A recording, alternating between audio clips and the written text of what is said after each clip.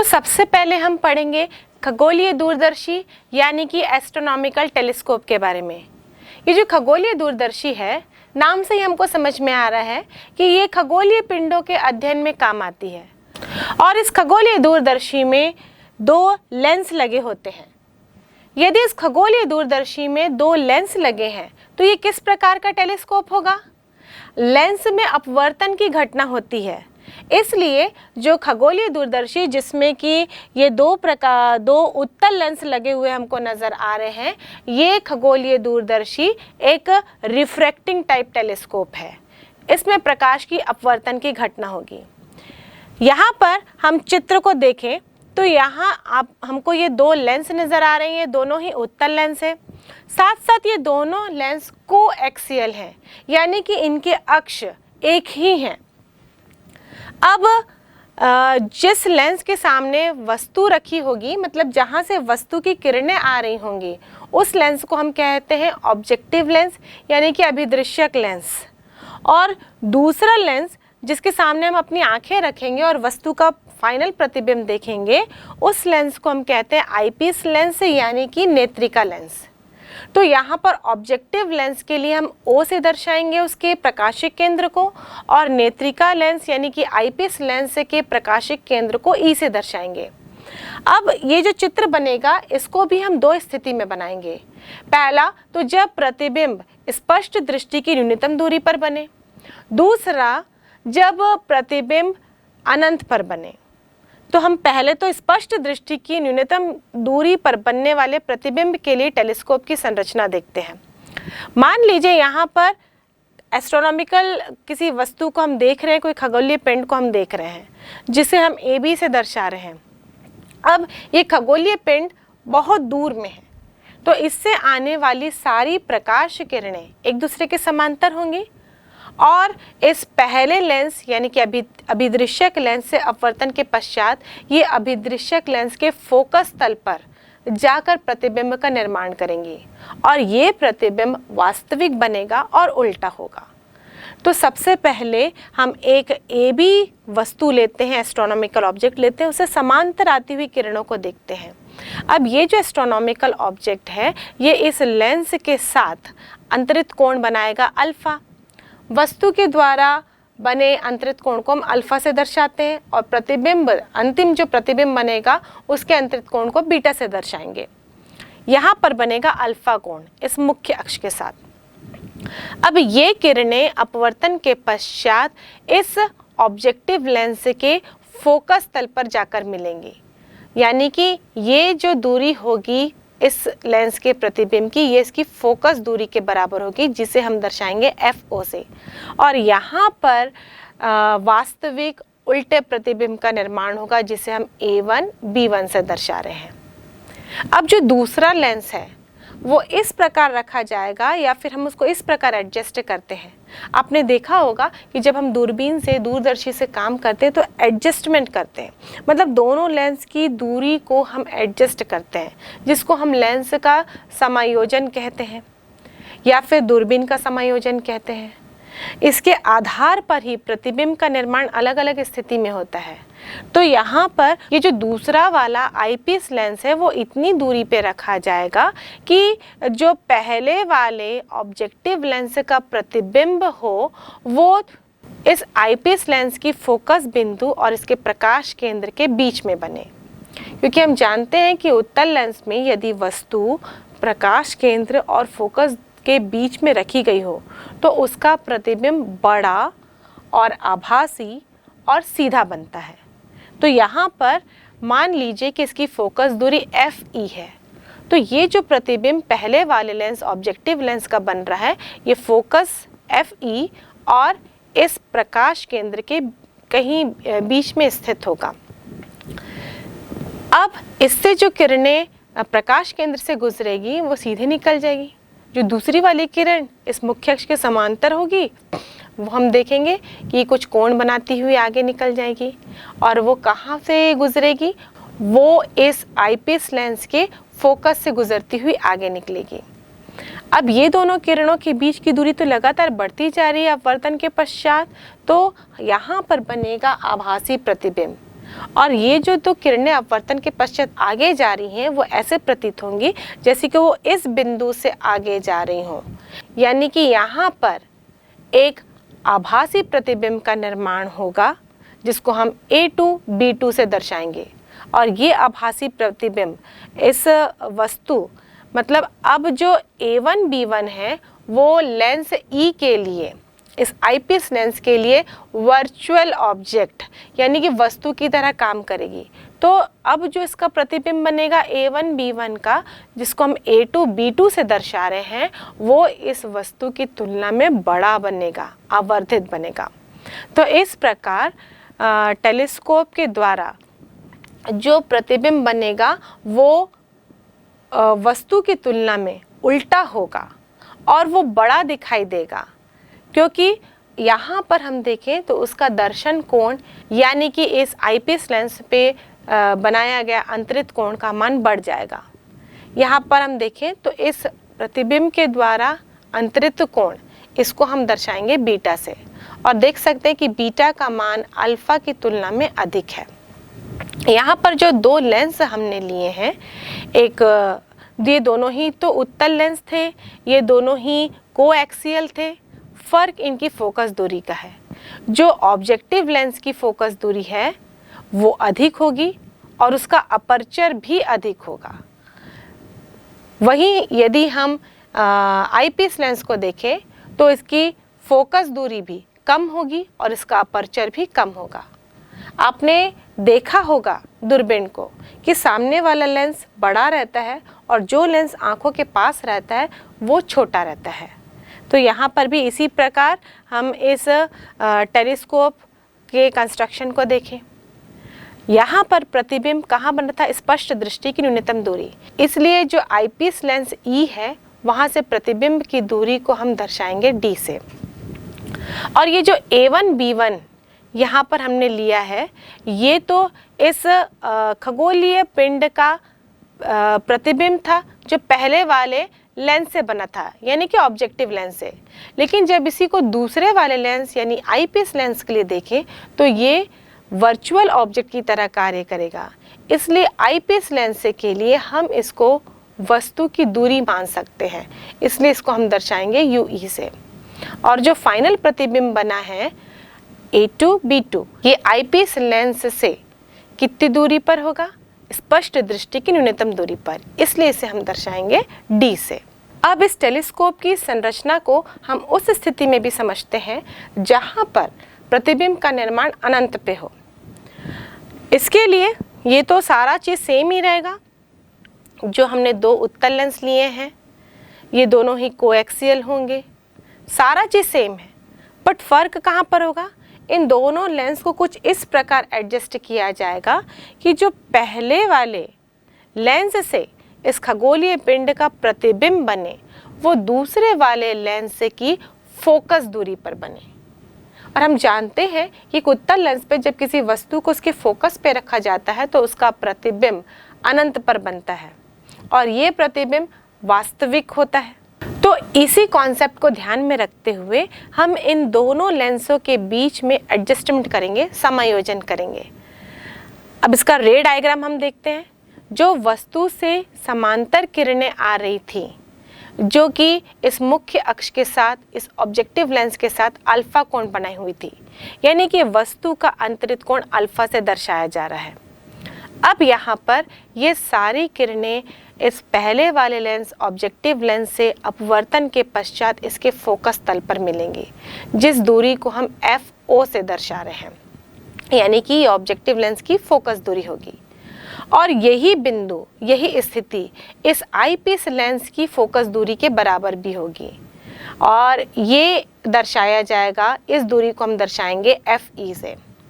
अब ये जो फोकस दूरी पर रखा गया वस्तु है, या बोल सकते हैं कि पहले वाले लेंस का जो प्रतिबिंब है वो दूसरे वाले लेंस आईपीस लेंस के लिए वस्तु की तरह, एक वर्चुअल ऑब्जेक्ट की तरह काम करेगा, जिसका प्रतिबिंब फाइनल बनेगा।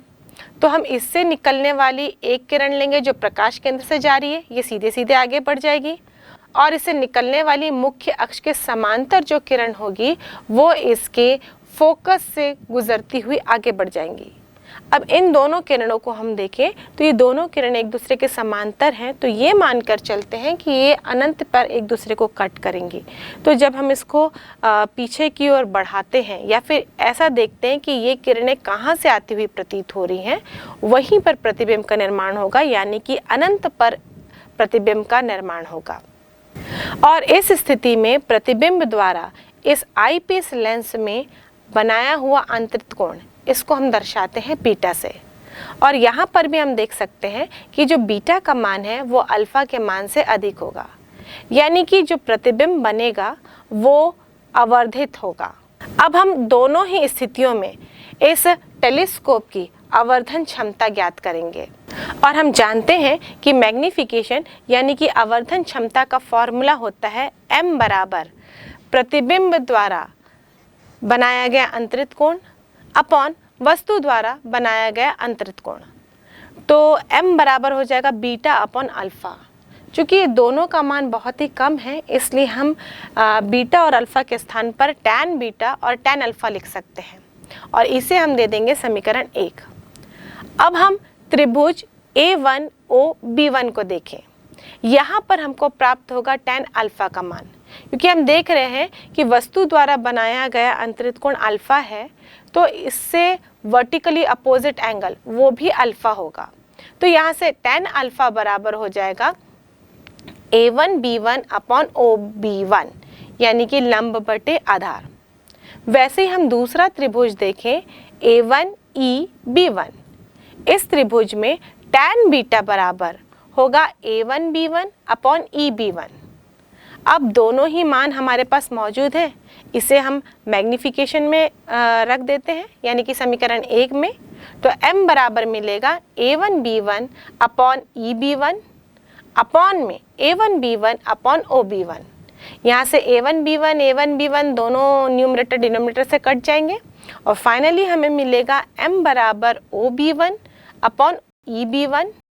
इसको हम दे देते हैं समीकरण 2, और इनके मान रखने पर हमें प्राप्त हो जाएगा मैग्निफिकेशन। अब चित्र को हम ध्यान से देखें तो OB1 ये है ऑब्जेक्टिव लेंस की फोकस दूरी, और इसे हम दर्शाएंगे FO से। और वहीं हम EB1 को देखें तो ये है आईपीस लेंस के लिए वस्तु की दूरी, तो हम इसे दर्शाएंगे UE से। पर चिन्ह परिपाटी का यदि इस्तेमाल करें तो यहाँ पर हम लिखेंगे -UE। तो इस प्रकार मैग्निफिकेशन m बराबर हो जाएगा FO अपॉन -UE, और लिख सकते हैं m बराबर -FO अपॉन UE। ये है समीकरण 3। अब इस मैग्निफिकेशन को हम दो अलग अलग स्थिति में ज्ञात करेंगे, जब प्रतिबिंब स्पष्ट दृष्टि की न्यूनतम दूरी पर हो और जब प्रतिबिंब अनंत पर हो। तो पहली स्थिति जब प्रतिबिंब स्पष्ट दृष्टि की न्यूनतम दूरी पर बने, उस कंडीशन में हम जानते हैं लेंस फॉर्मूले के अनुसार 1/f इक्वल टू होता है 1/v माइनस 1/u। अब यहाँ पर f यानी कि आईपीस लेंस की फोकस दूरी, तो हम f बराबर लिखेंगे FE, v बराबर लिखेंगे -d, क्योंकि प्रतिबिंब कहाँ बनना है, स्पष्ट दृष्टि की न्यूनतम दूरी पर। और वस्तु कहाँ पर होगा, वस्तु की दूरी को हम दर्शाते हैं UE से, इसको हम लिखेंगे -UE। अब ये सारे मान हम समीकरण में रख देते हैं, तो हमें मिलेगा 1/FE equal to 1/-d minus 1/-UE। अब ये -UE और ये माइनस मिलके तो प्लस हो जाएंगे, तो नेक्स्ट समीकरण हमको प्राप्त होगा 1/FE equal to 1/-d plus 1/UE। अब पक्षांतर कर देते हैं हम, ये -1/d को यदि हम दूसरे पक्ष में ले जाए तो ये प्लस हो जाएगा। तो यहाँ हमें मिलेगा 1/UE equal to 1/FE plus 1/d। यहाँ से हमें 1/UE का मान प्राप्त हो गया है। इसको मैग्निफिकेशन के फॉर्मूले यानी कि समीकरण 3 में रखते हैं।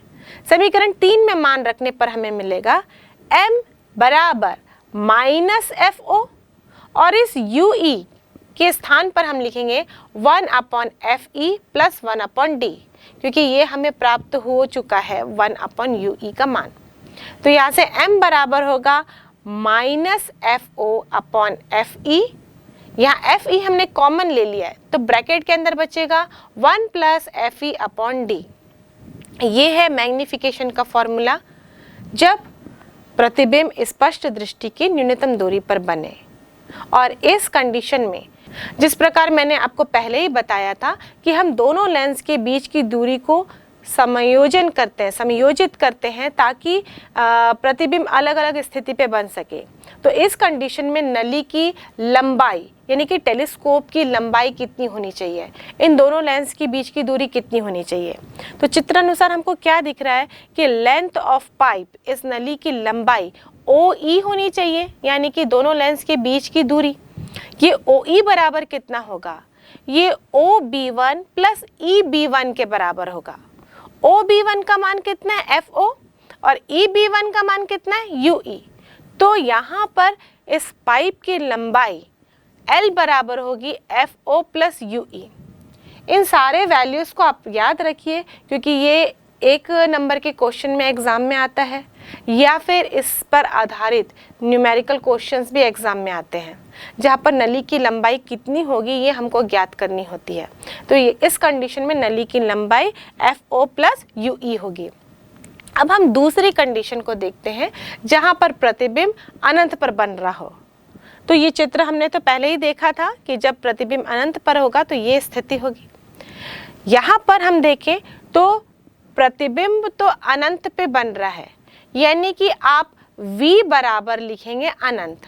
वस्तु उस स्थिति में कहाँ पे रखी जानी चाहिए, ये जो वस्तु है वो आईपीस लेंस की फोकस दूरी पे रखी जानी चाहिए। तो UE बराबर लिखेंगे हम FE।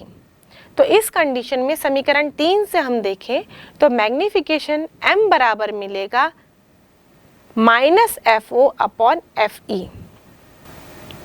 और इस कंडीशन में जो टेलीस्कोप की लंबाई है, दोनों लेंसों के बीच की दूरी L बराबर होगी OE और OE का मान इस स्थिति में होगा FO + FE। इन दोनों ही स्थितियों में यदि हम मैग्नीफिकेशन का फॉर्मूला देखें तो मैग्नीफिकेशन अधिक होने के लिए 2 चीज़ें आवश्यक हैं। पहला, FO का मान अधिक होना चाहिए, यानी कि जो अभिदृश्यक लेंस है उसकी फोकस दूरी अधिक होनी चाहिए। और दूसरा, FE का मान कम होना चाहिए, यानी कि जो आईपीस लेंस है उसकी फोकस दूरी कम होनी चाहिए। इस पूरे डेरिवेशन में एक चीज़ ध्यान देने वाली ये है कि हमने मैग्नीफिकेशन का फॉर्मूला 2 स्थितियों में निकाला है, जब प्रतिबिंब स्पष्ट दृष्टि की न्यूनतम दूरी पे बन रहा हो और जब प्रतिबिंब अनंत पर बन रहा हो। हमने यही डेरिवेशन, ऐसे ही डेरिवेशन सूक्ष्मदर्शी के लिए भी निकाला और दूरदर्शी के लिए भी निकाला। तो ये दोनों स्थिति में फ़र्क क्या होता है, जब प्रतिबिंब स्पष्ट दृष्टि की न्यूनतम दूरी पर बनता है तो उस समय जो प्रतिबिंब का आकार होता है वो सबसे बड़ा होता है। उस समय हम देखें तो हम इस प्रकार सूक्ष्मदर्शी या फिर दूरदर्शी को समायोजित करते हैं कि आँखों पर तनाव अधिक पड़ता है। मतलब उस स्पष्ट प्रतिबिंब को जब हम देखने की कोशिश करते हैं तो आँखों पर तनाव अधिक पड़ता है। लेकिन जब प्रतिबिंब अनंत पर बन रहा हो, चाहे सूक्ष्मदर्शी हो चाहे दूरदर्शी हो, इस कंडीशन में आँखें शांत पोजीशन में रहती हैं। मतलब जो हमारी आँखों की लेंस होती है उस पर ज़्यादा तनाव नहीं पड़ता। और इसीलिए जब प्रतिबिंब अनंत पर बन रहा हो तो उस कंडीशन को हम साम्य समायोजन की स्थिति कहते हैं। मतलब नॉर्मल एडजस्टमेंट की स्थिति, जहाँ पर आँखों पर तनाव कम पड़ता है, या बोल सकते हैं आँखों पर तनाव नहीं पड़ता है, जहाँ पर हम कह सकते हैं कि आँखों पर तनाव नहीं पड़ता है और आँखें शांत रहती हैं। अभी जब हमने दूरदर्शी के कंस्ट्रक्शन को देखा तो हमने ये भी जाना कि उसकी आवर्धन क्षमता को बढ़ाने के लिए FE का मान कम होना चाहिए, यानी कि जो अब नेत्रिका लेंस है उसकी फोकस दूरी कम होनी चाहिए। और जब नेत्रिका लेंस की फोकस दूरी को कम करें तो ये लेंस मोटा हो जाता है और जब किसी भी लेंस की मोटाई बढ़ जाती है तो उसमें कुछ डिफेक्ट्स उत्पन्न हो जाते हैं, जैसे कि वर्ण विपथन या फिर गोलीय विपथन। जब वर्ण विपथन का डिफेक्ट उत्पन्न होता है तो वहाँ पर अलग अलग रंगों की फोकस दूरी अलग अलग हो जाती है।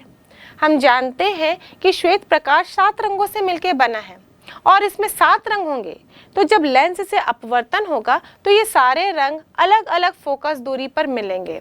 इसीलिए एक ही वस्तु का प्रतिबिंब अलग अलग रंग पर अलग अलग दूरी पर दिखाई देता है। हालांकि ये दूरी बहुत अधिक नहीं होती, लेकिन उसके कारण जो वस्तु का प्रतिबिंब वो कैसे बन जाता है, रंगीन बन जाता है। वैसे ही दूसरे प्रकार का एक डिफेक्ट होता है जिसे हम लोग गोलीय विपथन कहते हैं। यदि हम देखें इस लेंस की अपर्चर की बात करें, इसकी वक्रता की बात करें हम, तो किनारों पे इसकी वक्रता अलग होती है, बीच पे इसकी वक्रता अलग होती है। इसलिए जो किरणें मुख्य अक्ष से दूर आती हैं उनका अपवर्तन अलग तरीके से होता है, और जो मुख्य अक्ष के पास आती हैं उनका अपवर्तन अलग तरीके से होता है, जिनके कारण ये किरणें अलग अलग जगह पे कन्वर्ज हो जाती हैं और इसी कारण वस्तु का प्रतिबिंब अलग अलग स्थान पर बनता है। तो इस विपथन के कारण, मतलब लेंस पे उत्पन्न हुए इन 2 प्रकार के डिफेक्ट के कारण, गोलीय विपथन और वर्ण विपथन के कारण, हम देख सकते हैं एक ही वस्तु का प्रतिबिंब अलग अलग जगह पर अलग अलग रंग में बनता है। और इस डिफेक्ट को हटाने के लिए हम दूसरे प्रकार के टेलीस्कोप का इस्तेमाल करते हैं, जिसमें कि लेंस के स्थान पर दर्पण रखा गया हो, सिर्फ लेंस से उत्पन्न होने वाले डिफेक्ट को रोकने के लिए।